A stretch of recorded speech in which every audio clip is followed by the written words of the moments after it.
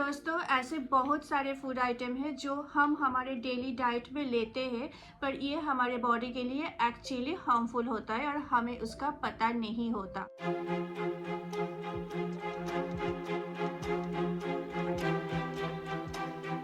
Welcome everyone, मैं हूं शुबर्णा और आप लोग देख रहे हो मेरा यूट्यूब चैनल लिव विद शुबर्णा। आज इस वीडियो में मैं आप लोगों को बताऊंगी ऐसे 5 फूड आइटम के बारे में जो हमारे डेली डाइट के पार्ट है, पर आप लोगों को पता नहीं होगा कि ये फूड आइटम को गलत तरीके से लेने से या फिर गलत क्वांटिटी में लेने से आपके लिए ये जानलेवा भी हो सकता है।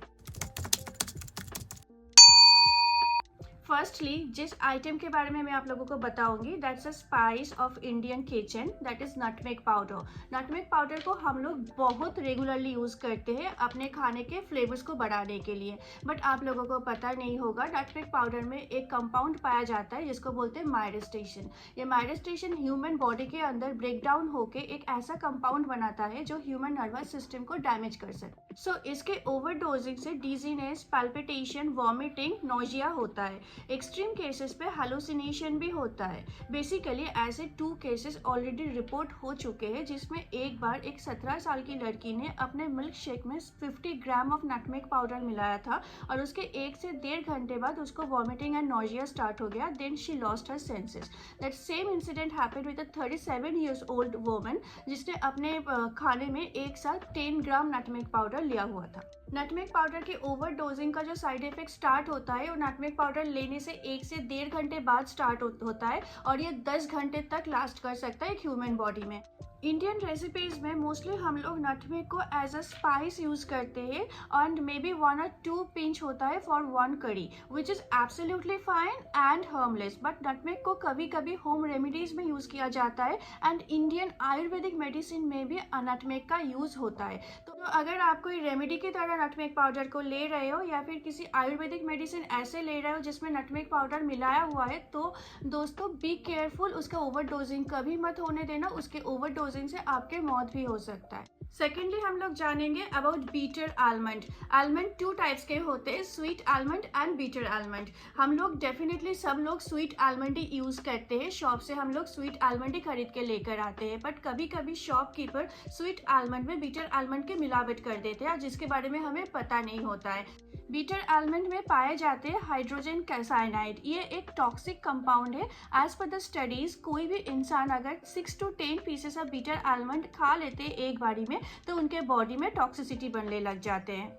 तो आप लोग कभी भी अगर आलमंड खरीद रहे हो तो अच्छे ब्रांड से लीजिए, अच्छे शॉप से लीजिए जहाँ पे मिलावट के चांसेस कम हो, एंड मेक श्योर कि तभी भी अगर कोई भी आलमंड खाते हुए आपको लगे कि उसका टेस्ट थोड़ा बीटर है तो उसको फेंक दीजिए, उसको आप च्यू करके स्वेलो मत कीजिए।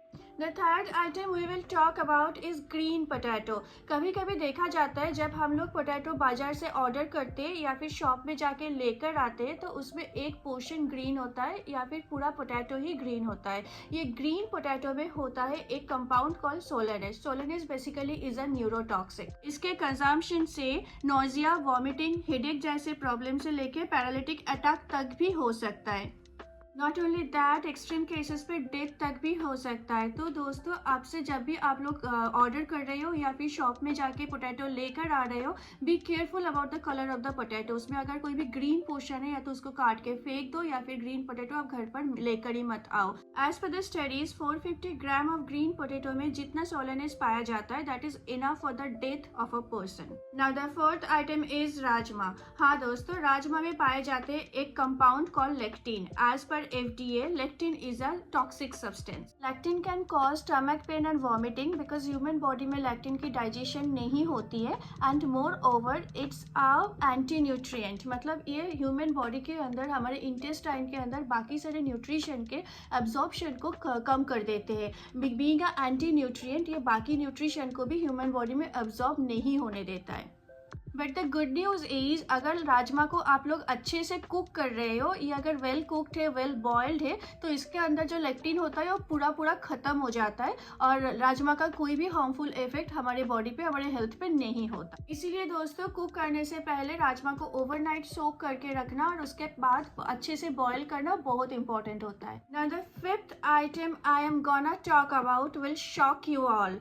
हाँ दोस्तों, the fifth item is brown rice. अभी आप लोग सोचेंगे ब्राउन राइस जिसको वेट लॉस के लिए यूज़ किया जाता है, जिसको अच्छे डाइट में यूज़ किया जाता है, how come that can be toxic? I will tell you दोस्तों। बेसिकली ब्राउन राइस में पाए जाते हैं आर्सेनिक। कल्टीवेशन के टाइम पे जो पेस्टिसाइड मिलाया जाता है उसी में होता है आर्सेनिक। अभी आप लोग बोलोगे राइस, दाल, वेजिटेबल सभी चीज़ों में जब पेस्टिसाइड डाला जाता है तो फिर brown rice why is a big concern? Because brown rice pesticide को एब्जॉर्ब करने के ज़्यादा कैपेसिटी रखते हैं और उसमें इसीलिए ज़्यादा पेस्टिसाइड्स आते हैं एंड हेंस ज़्यादा आर्सेनिक आता है। अभी ब्राउन राइस है, अगर प्रोसेस करके आप लोग वाइट राइस बना रहे हो तो उसमें से प्रोसेसिंग के द्वारा पेस्टिसाइड्स निकल जाते हैं, आर्सेनिक भी निकल जाती है। बट ब्राउन राइस को जब हम रॉ फॉर्म में घर में लेके आते हैं और उसको कुक करते हैं तो उसमें आर्सेनिक होने के चांसेस बहुत ज़्यादा होता है। Arsenic basically is a slow poison. ये धीरे धीरे करके ह्यूमन बॉडी के अंदर जमा होने लग जाता है और जब इसकी एक क्वांटिटी बन जाती है ह्यूमन बॉडी के अंदर तब इसके इफेक्ट आने स्टार्ट होते हैं।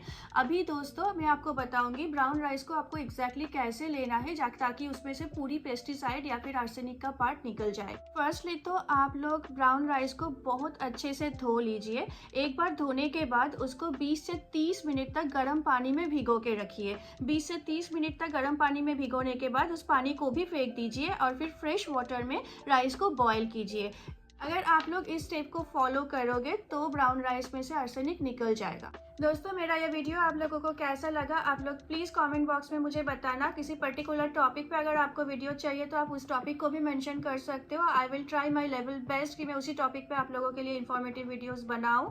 और सब लोग बहुत अच्छे से रहना। किसी को भी कस्टमाइज्ड डाइट प्लान चाहिए, थेराप्यूटिक डाइट चाहिए तो आप लोग मुझे ईमेल कर सकते हो। मेरा मेल ID डिस्क्रिप्शन बॉक्स में दिया हुआ है। हम लोग बहुत जल्द फिर मिलेंगे, तब तक के लिए हैप्पी हेल्दी लिविंग गाइस।